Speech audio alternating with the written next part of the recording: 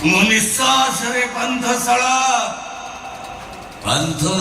ଆଜି ସେ ଆସିଛି ଆଉ ଏକ ପାନ୍ଥଶାଳା ନିକଟକୁ। ସିଗାରେଟ ଅଛି? ମାଚିସ୍ ମୋ ପାଖରେ ଅଛି। ଗୋଲ୍ଡ ଫ୍ଲାଗ ଫିଲ୍ଟର ମୋର ବି ସେଇ ବ୍ରାଣ୍ଡ। ୱାନ୍ ପିସ୍ ଅଛି। 50-50। Okay okay take it. No no no no no. ମୋ ସାଙ୍ଗ କହେ ସିଗାରେଟ ଟାଣିବ ଲାଷ୍ଟ, ଝିଅକୁ କିସ୍ କରିବ ଫାଷ୍ଟ। ରାଇଟ୍ ବାସ୍ତବିକ ସେ ସବୁରେ ଗୋଟେ ଅଲଗା ପ୍ରକାର ଚାର୍ମ ଥାଏ। ଆଚ୍ଛା ମନେ ମୋର କହିବାର କଥା କଣ କି ଇଏ ବର୍ଷା ଅନ୍ଧାର ରାତିରେ ଇଏ ପାନ୍ଥଶାଳାରେ କଣ କରୁଛୁ? ମୁଁ ଯଦି ତମକୁ ସେଇ ପ୍ରଶ୍ନ ପଚାରେ, ଖୋଜୁଛି ମୋ ହଜିଲା ଅତୀତକୁ, ଖୋଜୁଛି ମୋ ପ୍ରେମିକାକୁ, ଯାହା ନା ସହିତ ମୋ ନାଁକୁ ଯୋଡ଼ି ଏ ପାନ୍ଥଶାଳାର କାନ୍ଥରେ ମୁଁ ଗୋଟି ଗୋଟି କରି ତା ନା ମୋ ନାଁକୁ ଲେଖି ଦେଇଥିଲି। ମୁଁ ବି ଖୋଜୁଛି ମୋ ପ୍ରେମିକକୁ, ତାକୁ ମୁଁ ନିଜ ଜୀବନଠୁ ବେଶୀ ଭଲ ପାଉଥିଲି। ମୋର ବି ପ୍ରେମିକକୁ ଖୋଜୁଛି। ତା ମୋ ଭିତରର ପ୍ରେମ କୃଷ୍ଣ ସୁଦାମର ପ୍ରେମ। ଆଚ୍ଛା ହଁ, କାଳିଆ ବନ୍ଧୁ ମହାନ୍ତିର ପ୍ରେମ। ଆଚ୍ଛା ବନ୍ଧୁଙ୍କ କଥା କହୁଛ ନାଇଁ? ବେଇମାନଟା ବୁଝିପାରିଲାନି, ମତେ ଚିହ୍ନି ପାରିଲାନି। ଭାଇ ବନ୍ଧୁ ମାନେ ଠିକ୍ ସେମିତି ଆସିଲା ବେଳେ ହସର ପସରା ନେଇ ଆସିଥାନ୍ତି, ଗଲାବେଳେ ଦୁଃଖର ପସରାରେ ଭସେଇ ଦେଇ ଚାଲିଯାନ୍ତି। କିନ୍ତୁ ବନ୍ଧୁ ବେଳେ ବେଳେ ଏମିତି ବି ହୁଏ, କାହା ଉପରେ ହସ ଦେବାକୁ ଯାଇ ମଣିଷ ତାର ଶତ୍ରୁ ପାଲଟି ଯାଏ, ତା ଲୁହର କାରଣ ପାଲଟି ଯାଏ। ଯେମିତି ମୁଁ ମୋ ସାଙ୍ଗର ହେଇଗଲି। ବାସ୍ କୁହ ହଟାଇଗଲ କାହିଁକି? ଆରେ ବର୍ଷା ଭିଜା ରାତିରେ ସବୁ ଗପ ଶୁଣିବା ପାଇଁ ବାସ୍ତବିକ ବହୁତ ଖୁସି ଲାଗିଥାଏ, ଆନନ୍ଦ ଲାଗିଥାଏ। କୁହ। ସ୍କୁଲ ବେଳର ସାଙ୍ଗ, ଗୋଟେ ସାଇକେଲରେ ସ୍କୁଲ ଯାଉ, ଗୋଟେ ଟିଫିନ କି ଅଧା ଅଧା କରି ଖାଉ। କୋଟି କୋଟି ଡବଲ କୋଟି ସାର୍ଟଟାକୁ ଅଦଳ ବଦଳ କରି ପିନ୍ଧୁଥିବ ନିଶ୍ଚୟ। ଜଣକୁ କିଏ ମାଡ଼ ମାରିଲେ ଆଉ ଜଣେ ମାରିବା ପାଇଁ ଡେଇଁ ପଡୁଥିବ ନିଶ୍ଚୟ। କୋଟି କୋଟି ଡବଲ କୋଟି। ରାଇଟ୍ ତୁମେ କେମିତି ଜାଣିଲ? ତମର ବି ସାଙ୍ଗ ଥିଲେ ନା କଣ? ଗୋଟାଏ ବାଇକ୍, ଗୋଟାଏ ମୋବାଇଲ, ଗୋଟାଏ ପ୍ରେମିକା।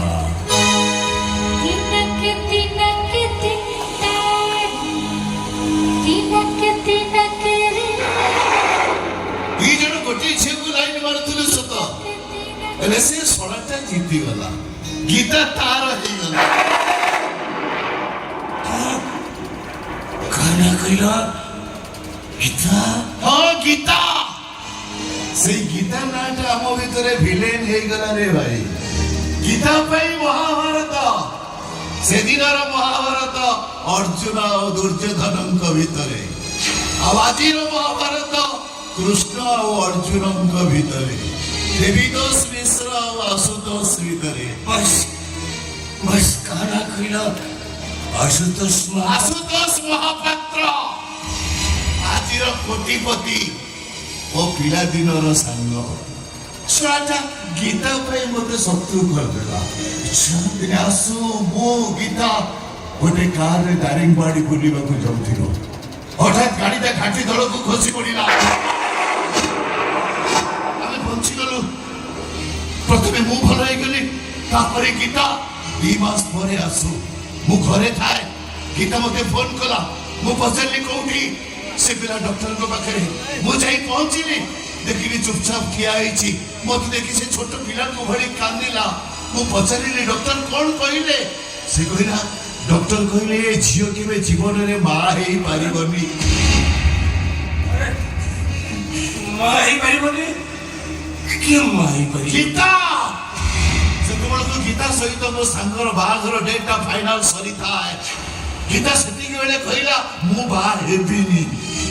କାହିଁକି ବାହା ହବନି? କାହିଁକି ବାହା ହବନି? ଆରେ ବିବାହ ମାନେ ତ ସନ୍ତାନ ସୃଷ୍ଟି କରିବା ନୁହଁ ନା? ଅନେକ ବୁଝେଇଛି ହେଲେ ବୁଝିଲାନି। କହିଲା ନିଜ ପ୍ରେମିକକୁ ପାଇବା ପାଇଁ ଗୋଟେ ବଂଶର ଭବିଷ୍ୟତ ସହିତ ଖେଳିବା ପାପ ହବ। ଆରେ ଏଇ କଥାଟା ତମେ ତ ତା ପ୍ରେମିକକୁ କହିପାରିଥାନ୍ତ। ରାଣ ପକେଇଦେଲା। ମୋ ସାଙ୍ଗର ରାଣ, ଜଗନ୍ନାଥଙ୍କ ରାଣ ପକେଇଥିଲେ ମୁଁ କହିଦେଇଥାନ୍ତି, ହେଲେ ମୋ ସାଙ୍ଗର ରାଣ ପକେଇଦେଲା ଇଡିଏଟଟା। ଯୋଉଥିପାଇଁ କି ଏପର୍ଯ୍ୟନ୍ତ ଆସୁକୁ ସେ କଥା ମୁଁ କହିପାରିନି। କେମିତି କହିବି? ରାଣ ପକେଇଯିବା ତାପରେ ସାଙ୍ଗର ଅମଙ୍ଗଳ ହବନି। ଗୀତାଟା କଣ ଆଉ କୋଉଠି ବାହାରିଗଲା? ସେଇଠି ତ ଟୁଇଷ୍ଟ। ମୁଁ ଗୀତାକୁ କହିଲି ଗୀତା ତମେ ଆସୁକୁ ମ୍ୟାରେଜ ନ କଲେ ସିଏ ସେମିତି କୁଆରା ହେଇ ରହିଯିବ। ତମେ ଯଦି ଆଉ କାହାକୁ ବାହା ହବ ସେ ଆତ୍ମହତ୍ୟା କରିଦବ। ତାପରେ ଗୀତା କଣ କହିଛି? ସେ କହିଲା ସବୁଠୁ ଭଲ ହବ ମୁଁ ଆତ୍ମହତ୍ୟା କରିଦେବି। ମୁଁ କହିଲି ଗୋଟେ କାମ କର, ଚାଲ ମୁଁ ତମ ସ୍ୱାମୀ ହେଇଯିବି। ତାମାନେ ବିଛି ବିଛିକା ସ୍ୱାମୀ। ପଚାର କାହିଁକି? କାହିଁକି ପଚାର? କାହିଁକି? ମୋ ସାଙ୍ଗ ମୋ ପାଇଁ ଯେତିକି ମୂଲ୍ୟବାନ ମୋ ସାଙ୍ଗର ପ୍ରେମିକା ତ ସେତିକି ମୂଲ୍ୟବାନ।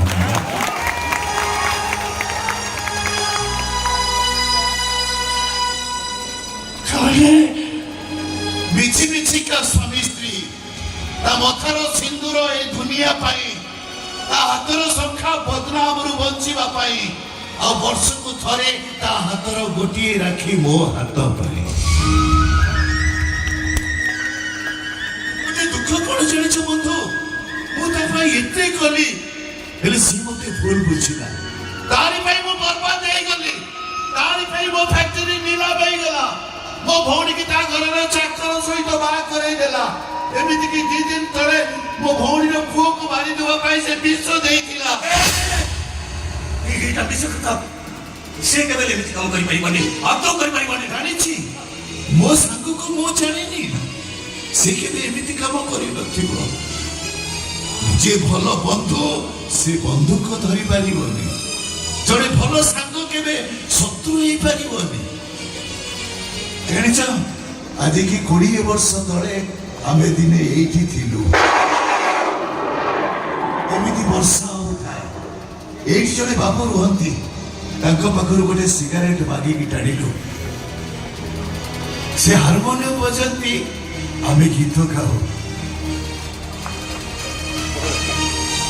କଟି କଟି ଡବଲ କଟି। ଲିମିଟ ମୁଁ ଆସୁଛି।